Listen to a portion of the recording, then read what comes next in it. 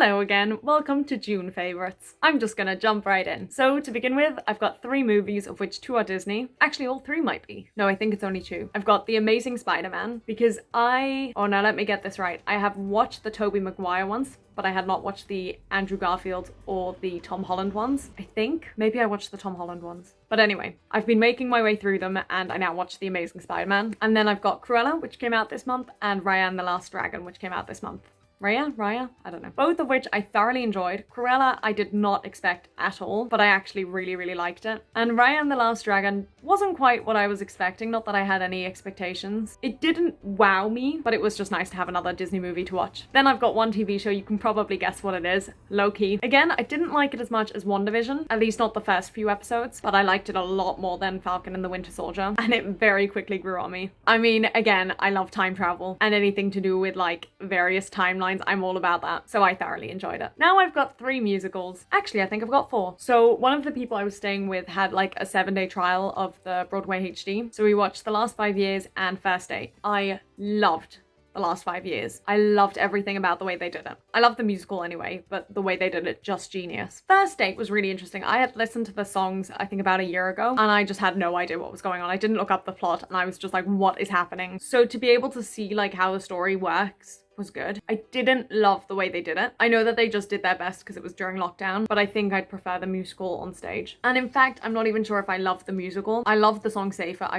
really love the song Safer, but I think that's about it. Not that it was bad. It just, I don't know, wasn't my favorite musical, she says in her June favorites. The next 2 I actually got to see live, which is just unbelievable. And I have made reviews for both of them, although I don't know if they're both up yet. They are Emily, which was just phenomenal, and Les Miserables, the staged concert, because of course. And then I've also written The Show Must Go On, which they put up on YouTube and I watched. And I have like mixed memories of this because I watched it while I was locked out of my room and couldn't access anything, including my phone. So I watched it on, like, this person had a TV that had YouTube on it, so I watched it on there. And I enjoyed it, but half of my brain was just screaming. So, you know, and it definitely, like, you could tell it was the first time for a lot of them performing in a long time, which is fine. And I don't have a problem with that, and I can totally understand that. But it just meant it wasn't as great as it could have been. The next one on my list is just London as a city. I love London so much, and I very much had the privilege of being in London for the entire month. Someone organized accommodation for me and a few friends, and it was free for us, which was just unbelievable, and I feel so lucky, and it was just so special. Now I've got some food and drink. The first one, absolutely ridiculous, is McDonald's. I just ate a lot of McDonald's while we were in London because it was so cheap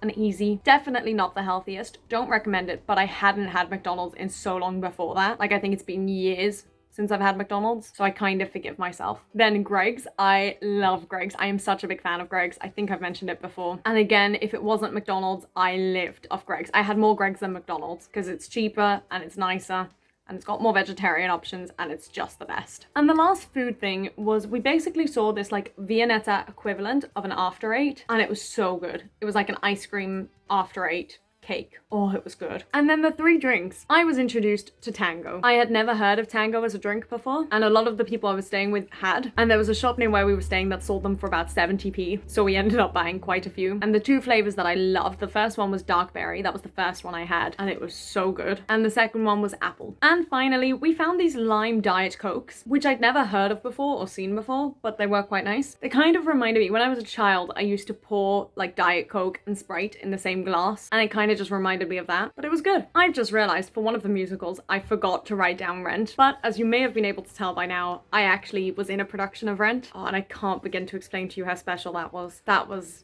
the most marvelous thing I've ever done. That might be a bit of an exaggeration, but hardly. Like, it was just so special. Which actually leads me really beautifully into my song of the month, which was Christmas Bells, because one of my roles, I had many roles in that show, but one of my roles was to sing that every single time. Like, every single time, but the lyrics changed every single time, and it was just really hard to keep track of what I was doing in each time, especially because my direction kept changing. They kept telling me different things to do, but it's all part of the fun of being in a show. You can see how giddy that makes me. Oh, it was the best. Anyway, those are my June favorites. I hope you enjoyed, and I will see you for July. I'm so awkward. Bye.